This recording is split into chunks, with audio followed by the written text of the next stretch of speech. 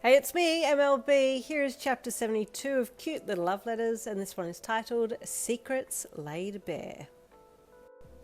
There was a moment of tense silence. You didn't know if you should acknowledge what you had just heard or pretend like you hadn't and carry on. You had to choose. Selecting B, pretend like you hadn't heard it and carry on, you did just that and smiled at Olyx. "Have a good afternoon, Olyx," you said as you went to step around them, but they grabbed you on the arm as you went to walk past, and you looked at them. They refused to look you in the eye. "Will you come with me a minute?" they said, their fingers twitching a little around your arm. Yes," you replied, turning to walk with them back to where you stored your bags. They let go of your arm and you walked behind them, curious as to why they felt the need to bring you away. "Is everything okay?" you asked softly, once out of earshot of Mr. Satori. "You heard, didn't you?" Olyx said, with their back turned to you. Well, I heard that you had been putting money back in the till, which is lovely, but a little strange," you said with a small half chuckle, trying to keep things at least a little light-hearted. "Yen," Olyx said, turning to face you with pain showing in their eyes. "I think we need to have a little chat." "What's happened?" you asked fearfully. I don't know where to start, but we need to chat about our little secrets, I think," Olyx said. "I don't want there to be any secrets between us." "Secrets?" you asked, your mind scrolling back through your brain to look for any secrets. "Olyx, I'm not sure what secrets you're talking about." "Don't you, princess?" Olyx asked, and your face paled. How do you know about that?" you asked numbly.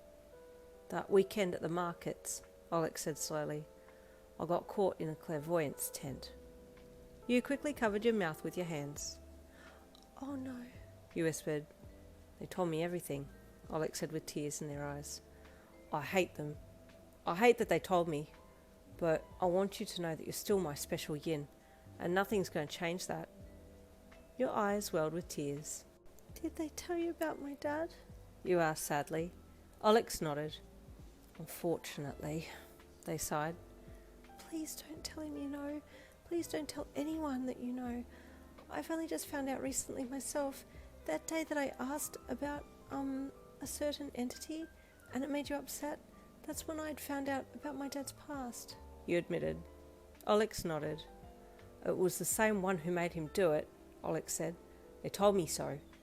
Now, look, I know they can't be trusted, but when it comes to gloating about their evil schemes, they always tell the truth." "I don't want to say too much, and please don't ask, but I know it was the same one. Don't worry though, I believe they will be punished for their crimes eventually," you said. "But I need to ask, what has all of this got to do with you putting money back in the till?" Olyx sighed and shifted their weight from foot to foot. "Well, you see, I was not always a very good sprite. I did some things I shouldn't have at the hands of these evil beings, but I managed to get away, and they didn't like that. I believe they put a curse on my mum, and I had to work real hard to pay some medical bills for her, as well as put food on the table for my siblings. I hate to say it, but I took some of Mr. Satori's plants and sold them to get the money, but I felt real bad about it, so I hadn't been accepting payments from him for working here to pay him back, but he found out, and I told him about what I'd done. He's a good man. He told me all has been forgiven. He's even given me a pay rise." "Oh, that's so lovely of him. I'm really happy it's all worked out," you said with happy tears in your eyes. "The bad ones don't know about my returning the money," Olyx said, "so they're behind on their information, but I'm sure they'll find out at some point. I don't think they'd try and come for me, though. They're sneaky like that. They keep away unless given the opportunity to strike, which was my mistake when I went into the tent." "Yes, I'll be keeping away from that tent as well, whenever we go to the markets, if we ever do go again," you said with a sad smile. "But, Olyx, I don't think any differently of you. You're still the sweet little Olyx I know and love, and nothing will change that." Olyx suddenly beamed. "You love me," they said proudly. "Well, yes, but not in a..." you tried to say, but Olyx had run away with the line in their head. "You love me! You love me!" Olyx sung. "Kiss me now!" "Olyx, not like that, you cheeky sprite," you chided. Olyx laughed and grabbed their bag and slung it over one shoulder. I love you too, Yin. You've always been a princess in my eyes, so there's been no change there, they said, before running away and doing a high ankle click in the air. You chuckled and shook your head as you followed slowly after them. It was nice to know that those close to you still accepted you even after knowing about your secret and your dad's secret. The way Olyx accepted you had you thinking about Denki and how he might react if you told him about this. I hope he would be okay. I really should tell him, you thought. He's always been so open and honest with me. I can't keep this from him forever. He deserves to know, you thought, as you left the shop and headed off down the road. Because you had managed to get the work done faster that day, you thought about your parents and then looked at the time on your phone. I have time to drop by home, you thought, as you flicked through your phone contacts to find your mum's number. I'll stay for a few hours and then head back to the dorms. I kind of want to talk to Mum and Dad about what happened over the weekend. Pressing the number for your mum, you put the phone to your ear and waited as the dial tone rang. Hello, my light. Your mum's gentle voice greeted you on the other end of the line. Hi, Mum. I've just been to Mr. Sadatori's to help with stocktake, and we finished early. Are you and Dad home if I drop by to say hi? You asked. I'm just putting dinner on now. Come, my sweet beetle bug. Have dinner with us, your mum invited. Yay, thanks, Mum. I'll be there soon, you said, and then said your goodbyes and hung up. As you walked, you thought about Denki, Olyx, the Queen, and Saria.